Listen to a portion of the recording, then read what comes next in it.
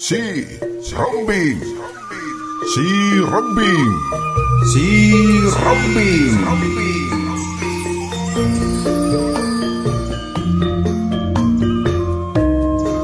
Channel YouTube Dongeng Sunda Kang Gilang, Gilang Kasnadi Channel, sejam medar cerita dongeng Sunda. Lalampahan si Rebing, nu disapirakeun di lemburna sorangan, tapi ka Jojo jeung kaceluk di alam siluman.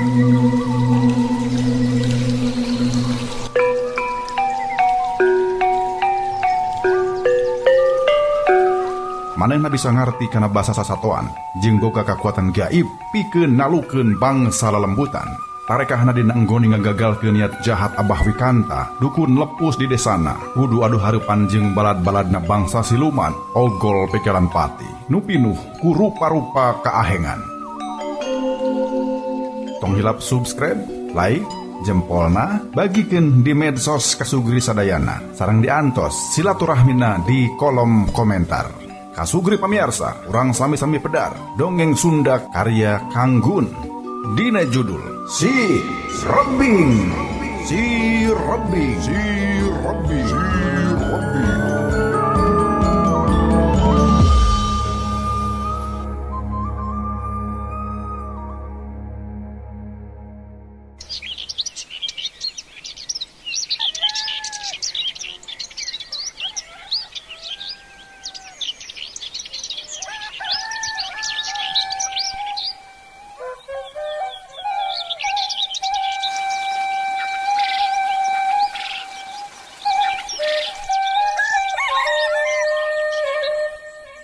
Kocapkeun di hiji lembur nu nyingkur jauh ti batur anu pernahna aya di suku Gunung Lutung. Di dinya aya saurang budak lalaki anu umurna teh kira-kira 12 tahunan. Indungna nu katelah Bisuminah ari bapana nu katelah Bah Arminta. Pakasaban sapopoe Bah Arminta ngalahoe kaleuweung terus dijual ka kota. Ari Bisuminah mah saurang tukang kuli metik enteh di perkebunan nu aya dilebakeun eta lembur.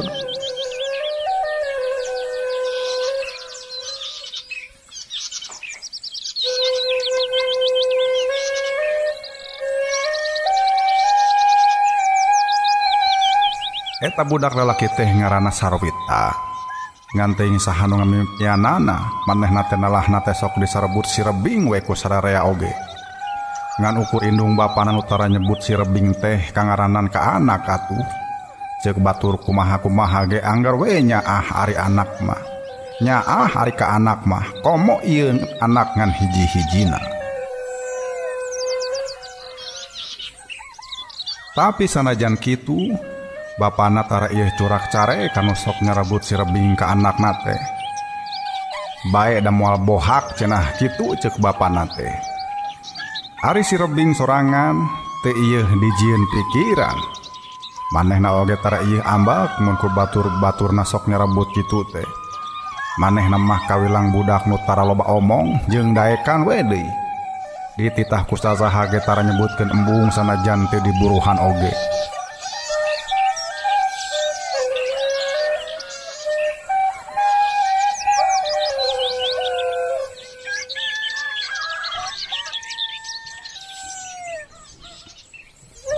Si Rebing teh boga keanehanna dirina kasugri. Manehna bisa ningali ka bangsa-bangsa lelembut eueuh hahalang pikeun si Rebing mah antara dunia nyata jeung dunia gaib teh. Kabeh katempo ku manehna mah samalah geus warawuh jeung bangsa-bangsa siluman atawa barakasakan sejena oge. Di alam kajinan mah komo, di alam kajinan mah komo. Si Rebing teh geus warawuheun wa deui. Si Rebing teh geus teu warawuheun deui, malah samalah lian ti kitu oge si Rebing mah ngabogaan kakuatan nu teu dipibandak ku jalma atawa budak sejena. Manehna ngabogaan elmu anu lain meunang diajar samemehna. Matak loba bangsa-bangsa siluman jeung jureg lain anu sarieun ku si Rebing teh malah aya nu taluk sagala. Tapi sanajan kitu si Rebing teu nembongkeun sakabeh nu dicaritakeun tadi ka tatangga-tatanggana. Malah indung bapana oge teh nyerahun mun parang sok diledek ku batur nage si Rebing mah tara ieu ngalawan. Estu jiga budak anu bodoh jeung elehan we. Cukup ku eta wungkul keanehan aya dina diri si Rebing teh manehna oge bisa ngarti kana sora-sora sasatoan ka Sugri.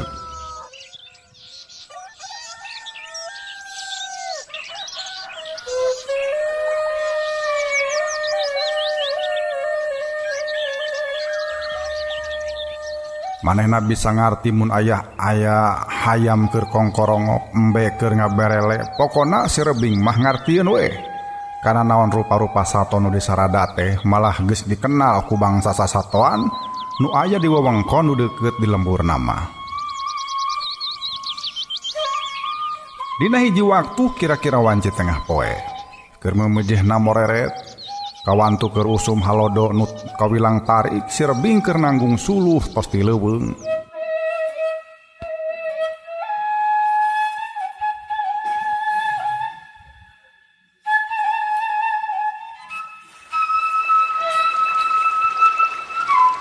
Basa ngaliwatan walungan cairna teh pohara herang jeung matak ngeunah deui mun dipake mandi teh.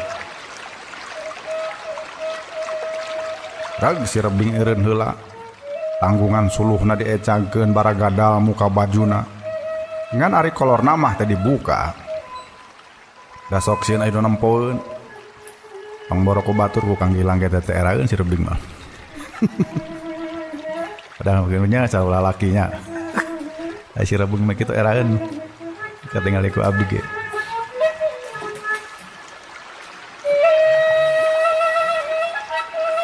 Gajeleng bae si Rebing teh ngagajeleng ka walungan. Teteleuman kokojayan asanya cap karasakan awakna nu tas capek nanggung. Sanggeus sagala ngarasa seubeuh mandina.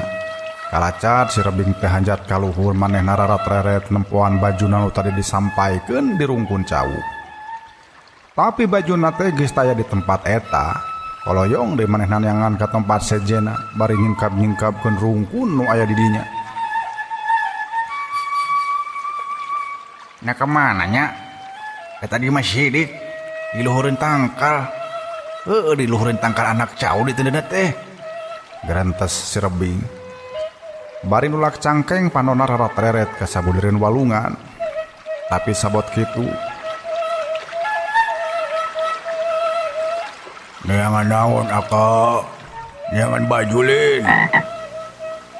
Barang direret teh sing horeng bangkong hejo nu nanya ka manehna. Pan si Rebing mah cek tadi ge ngarti jeung bisa ngobrol jeung sasatoan naon wae. Samalah geus warawuheun ka si Rebing mah. Heuh. Nah maneh nyaho kitu? Di mana baju uing ayana? Tembal si Rebing bari mencrong ka eta bangkong hejo nu keur kokojayan di sisi walungan.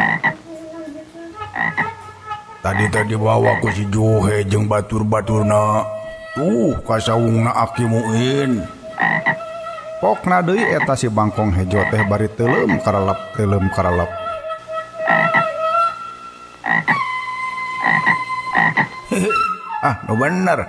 Anu bener mana teh Darja? Da sasatoan ge aya ngaranan ka Sugri sarua we jiga jelema.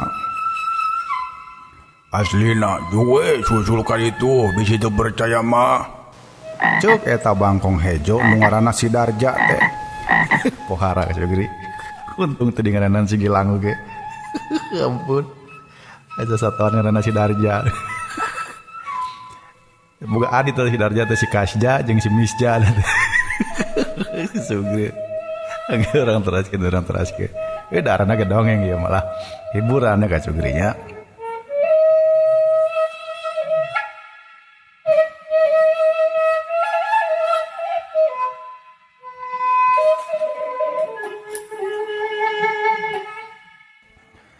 Atuh teu ngengkekeun deui los we si Rebing teh ngaleos rek muru ka saung Aki Muin teh. Ari tanggungan suluh mah teu waka dibawa. Sajajalan ngungong loba nu naranya ka si Rebing sangkabe sato-sato nu nempoeun mah.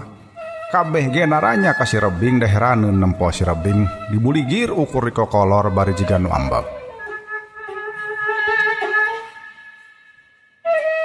Pada ka mana Kak? Jika nurusuh gitu. Papatong nu keur eunteupna daun haur nu nanya teh, tapi ukur tembalan saperluna we ku si Rebing teh. Akhirna jog si Rebing anjog ka hareupeun sawung Aki Muin. Kasampak teh bener we di dinya loba barudak lalaki pantaranana keur ngagarogotan sampe atah. Jega nama tos maraok sampe meureun maranehna teh. Ka mana si Rebing? Ceuk nu buukna Jocong. Ari batur-batur nama jongjon we ngagumes ngadaharan sampe. Jangan baju euy. Maneh nempo baju wing teu? Suganan we mangge ieu mah suganan kitu. Ceuk si Rebing tuani ari langsung nuding mah. Nyaut teuing. Aing mah tadi ge di dieu teu ka mana-mana. Sugan eta sia di mana neundeuna? Ceuk si Jocong anu katelahna si Juhe. Pugu jadi mah aya nu duhkeun cenah pajah baju wing teh. Aya nu nyarokot terus dibawa ka dieu. Ceuk si Rebing. Ceuk saha eta teh si Rebing? Nuding ka aing sia teh nya. Si Juhe morongos. Pereupna diacungkeun ka hareupeun si Rebing. Ya lain nya nuding mah. Pajah we tadi teh aya nu ngabejaan jadi kitu. Jebrot, habak tu kanyahoan pereup jeung suku si Juhe teh ngajebrod kana beuteung si Rebing. Aduh. Si Rebing kuat ngabangkieun reuwas. Sugan teh moal jol neunggel si Juhe teh.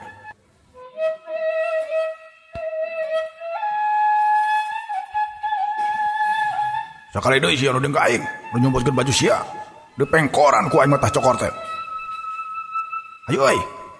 Wong balik. Rame si Rebing malah. Kitu na teh bari ngojengkang ngaleos dituturkeun ku batur-baturna.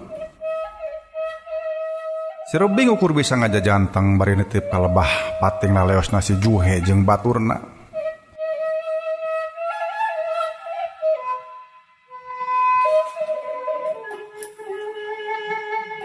Tapi keur kitu Jangan naon ujang. Jangan bajulin. barang direret nyarita teh sing horeng bangkong korodok keur depah handapeun batu.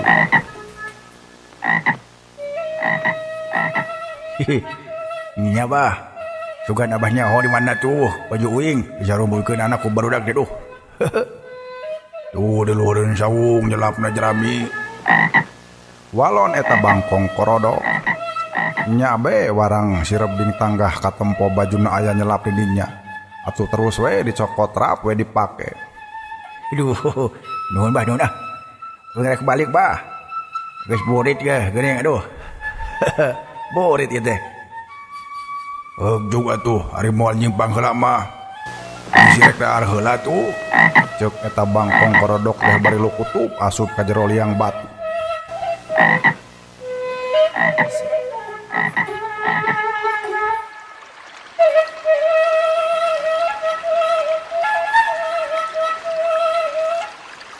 Sanggeus nepi ka sisi walungan, ceg kana tanggungan suluhna.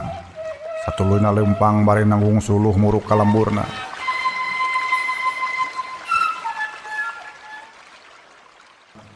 Kira wanci sareupna si Rebing anjog ka imahna.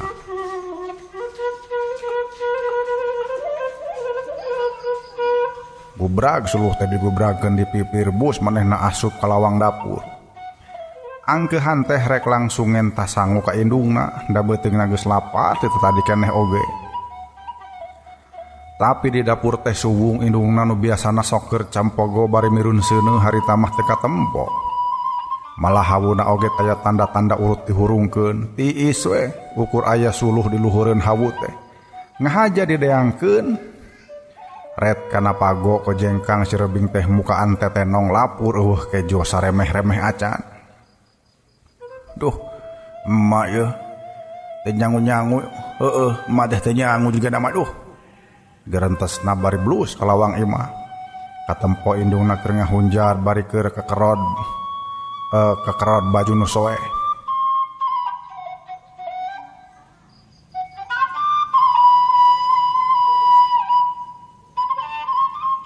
Ari bapak geus balik, Mak. Cek si Rebing bari gek diuk deukeut indungna. Geuning. Nanti mana heula wayah kieu maneh karek balik atuh maneh teh Sujang? Jalan ka mana tadi? Mun teu kadenge ku emak mah. Tembal indungna kalah malik nanya ke anakna. Jalan di dapur mah mak. Tidak mah rek langsung tuang. Duh, tapi eueuh ding saguna oge. Tadi teh rada telat di leuweungna, capek tuh da mak. Duh. Eureun-eureun we nanggungna oge mak. Walon si Rebing teh nyaritakeun nu sabenerna mah. Heueuh nya kajeun atuh hari kitu mah. Nyata abah maneh teh can balik keneh. Tidak goan ti tadi keneh. Jebak mah teh teu boga beas siki-siki acan deui. Wajahna we dagoan heula. Sugan sakedeung deui mah abah maneh balik di kota bari mawa beas. Ceuk indungna karunyaeun ka anak manu tas capek ngalah suluh di leuweung anu lumayan jauh di lembur teh.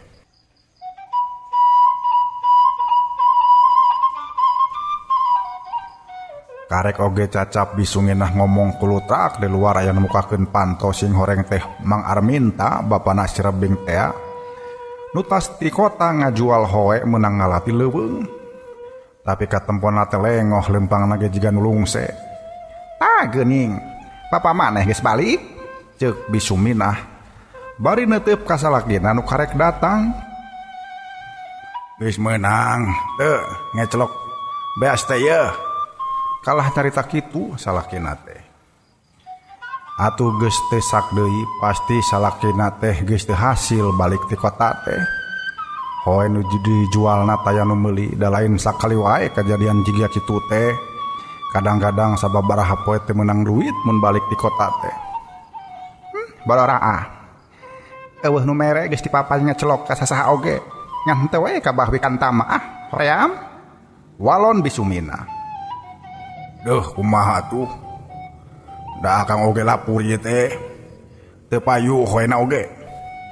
Loba keneh cenah stok nu teh heula. Kita tawarkeun ka unggal jongko nu biasa sok marelian teh. Heueuh nya. Ulah atuh ari kudu nginjem ka bahwi kantama. Sok jadi wae papasean. Tah kitu cenah Sujang. Wayahna we meureun nya. Poe ayeuna mah moal dahar. Nginum we ka inyah sing sebeuh. Bisuminah ngalimba bari nyaritana teh. Puguh hatena mah teu tega nempo anakna nulang layesin kitu lantaran teu manggih sangu.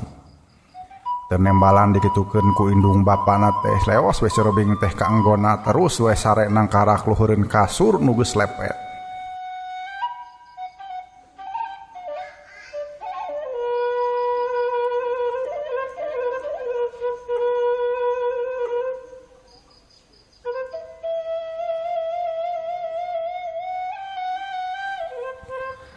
Telila korejat si Rebing teh ngorejat.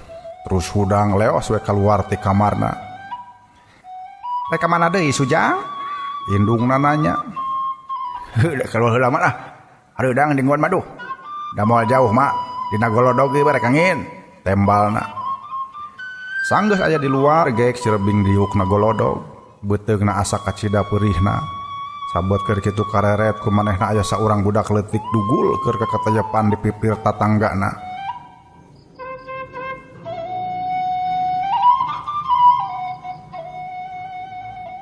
Saha itu euy?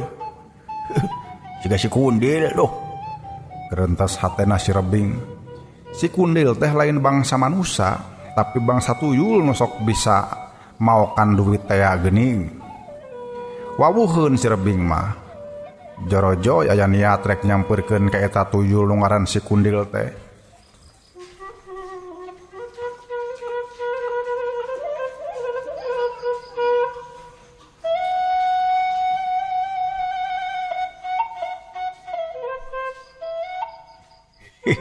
Kebenaran sia euy. Kerentasna deui bari terus ngadeukeutan. Hei kude. Keur naon maneh? Cenah kitu na teh bari newak kana leungeunna. Kuning si Aka. Biasa we ka. Wing mah keur tugas yo. Cenah pokna teh bari cuci rihilan sagala. Eta mah geus beunang duit sabaraha doh. Uing eta euy. Ma uing teh bagawan beas euy. Duh. Juk kitu we si Rebing mah nyaritana teh. Halo baya. hayang sabar halambar. Tapi ulah dibeakeun nya, ulah dibejakeun ka dunungan we nya.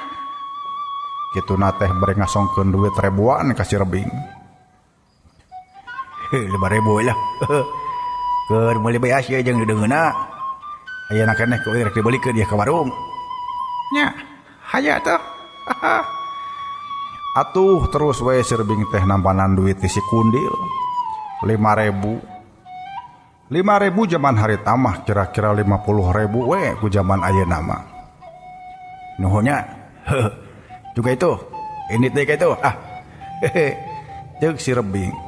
Atuh juga galacang we eta tujul teh nu ngaranna si Kundil teh ngagalacang dileg-leg ku poekna peuting. Gancangna terus we si Rebing teh ngabalanjakeun eta duit ka warung. Sanggeus nepi deui ka imahna mah. Ka indung mah nyebutkeun nang nginjem cenah. Nang nginjem we beas jeung deungeuna teh. Ti Aki Juhro cenah da nyahoeun Aki Juhro mah ka si Rebing teh.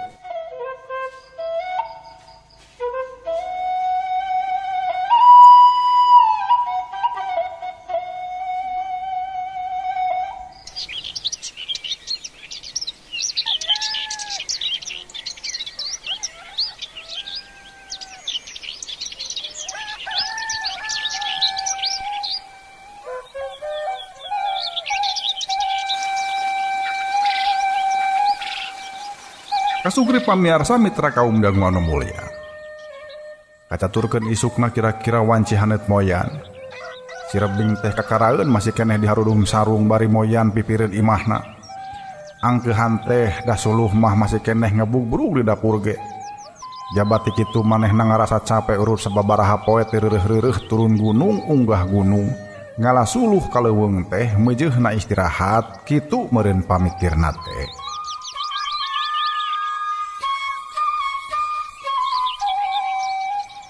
Ari indung bapa namah tirebun keneh oge geus mariang ka pakulian sewang-sewangna. Berjongjon moyan kitu kurunyung ti hareupeunana aya saurang lalaki nu geus umuran jiga namah jeung bapana ge umurna teh kolot eta lalaki nu ngurunyung. Bapa si laing aya euy. Cek eta lalaki nu katelah Bahwi Kanta. Di lembur eta mah geus pada apal saha ari Bahwi Kanta. Saurang jalma nu kacida lengus jeung asa aingna ngarasa pangbogana nyong colang dibandingkeun jeung anu lainna mah. Jabati kitu Bahwi Kanta teh kasohor dukun lepus tamuna ge ti mamana teu oleh ngabrul unggal poe teh matak teu aneh mun loba pakaianna oge atuh da duit teh darateng sorangan ka Bahwi Kanta mah. Lian teh eta oge Bahwi Kanta teh geus kasohor sok ngarenten-rentenkeun duit.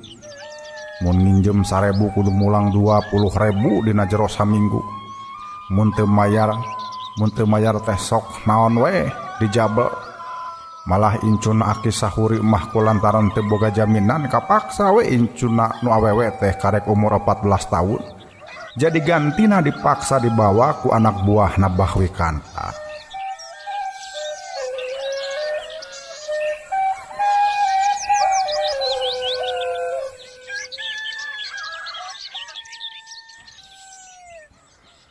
Sararea ge tayan wani ka Bahwi Kanta mah kasugri. Sarieun diteluh. Da sok kitu Bahwi Kanta mah mun ngancam ka batur teh teluh jeung santet geus jadi lalabrumba. Geus indit. Tadi keneh kaleuweung abah mah. Tembal si Rebing bari jongjon we teu ngareret-reret acan ka nunanya.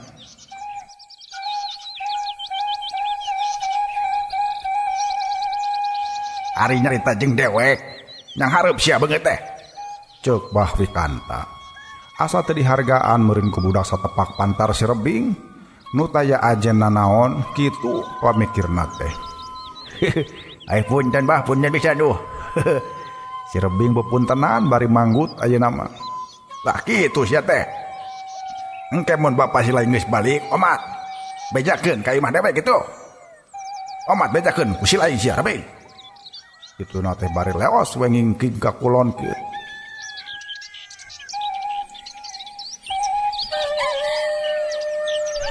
Si Rebing sajongjongan mah jadi ngahuleng. Nyoba-nyoba nebak aya urusan naon sabenerna Bahwi Kanta bet nanyakeun ka bapana sagala. jeung omat-omatan kudu nepungan imah ka imahna deui.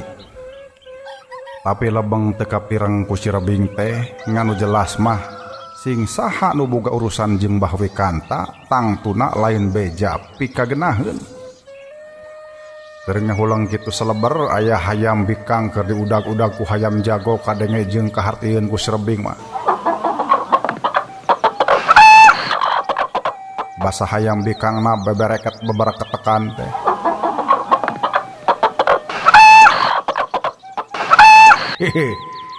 Ari geus imbungeun mah ulah dibabari atuh. Ulah dibabari we atuh sia teh Karsim. Ceuk si Rebing kaeta hayam jago nu ngaranna teh si Karsim. Dawabukeun deui si Rebing mah. Ampun. Ampura Mang Karsim ya. Tidak carita ieu mah jadi hayam Mang Karsim.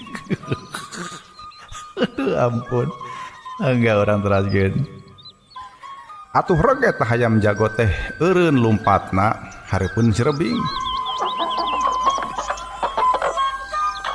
Aka. Sugan teh lain si Aka. Keur naon atuh Aka teh? Na teh kaleuweung. Bari terus kongkorongok. Capek euy. Lain ari maneh nyaho teu? Kira-kira teh Abah Wikanta tadi nanyakeun Bapak Uwing. Heuh rek naonnya? Si Rebing celok teh nanyakeun kitu ka eta hayam jago. Abah Wikanta. Ya tuh, uing nanyakeun heula ka si Komodnya. Pasti nyahoan geura si eta mah. Da dudunganna pan Abah Wikanta mah dudunganna teh. Oh, si Komod anu carambang teh nya. Heuh atuh. Jug ayeuna kitu. Telela deui jug baratak we tah hayam jago teh lumpat bari ngiplik-ngiplikeun heula jangjangna rek ngajalankeun tugas ti si Rebing.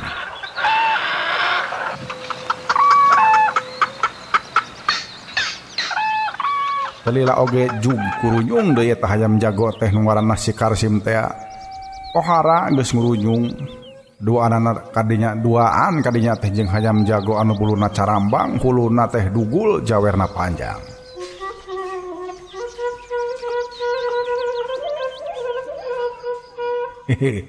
Tageuning teh lah Sim euy. Di mana panggil si Komod teh? Rebing mencrong kadua kaita dua hayam jago. Kebenaran tadi teh kekoreh di kolong imah waju minta teh teh. Heuh sebut atuh. Geus dicaritakeun ku maneh. Anu tadi teh ka si Komod. Acan nyaeta kalah ka ngajak gelut si Komod tadi teh. Pedah kabogohna tadi ditumpakan ku Uwing. Poharanya. Abog hayam ngacungit pamiarsanya. Emang kabogoh teh jual tumpakan kabogoh batur ge. Keun we da hayam teh nya. Ngan lamun aya jelema sia kitu berarti hayam teh. Kadia silaingna duh, Komod. Uing aya tanyakeun ye. Ceuk si Rebing ka eta hayam jago nu carambang. Atuh srog si Komod teh maju ka hareupeun si Rebing.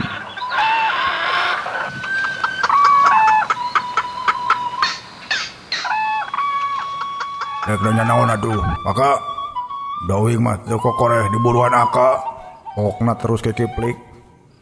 Barang rek ngong pisan kongkorongok peletruk teu kanyohoan huluna dipacok ku si Karsim. Mantau mangka kongkorongok seteh. Teu sopan teh kehet. Si Karsim nyentak celebet deui ngabintih ka si Komod atuh mokaha deui. Menekakeokan si Komod teh. Geus lah, geus. Lain duit rek nanyakeun ka maneh teh. Sugan we atuh maneh manyaho kungsi ngadengekeun dudungan maneh. Heueuh ngeunaan Pak Uwing. Soalnya tadi ka dieu cenah nanyakeun Bapak Uwing. Heueuh dudungan maneh. Kumaha maneh nyaho teu? Si Rebing panjang lebar nerangkeun teh. Sakedapan mah ditanya teh teu nembalan kalah kokoreh kecok macokan taneuh tapi lila-lila mah pok disada. Oh. Nyaho ayeuna mah. Teh heula Bapak Aka teh ka imah dudungan Uwing. Teuing naon Aka dengan mah ngomongkeun nginjem duit cenah. Heueuh nginjem duit kitu lah. Si Komod nerangkeun.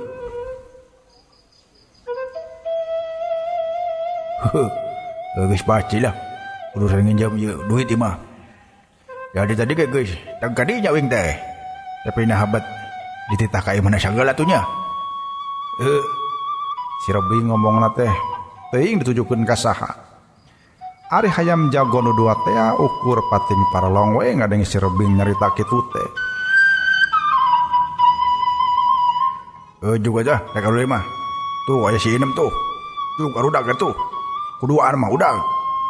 Ceuk si Rebing bari nuduhkeun ka hayam bikang nu borontok nu ngaliwat ka dinya. Atuh teu ngangkekeun deui jug beretak we doa nu teu lalumpatan paheula-heula rek mudagan eta hayam bikang.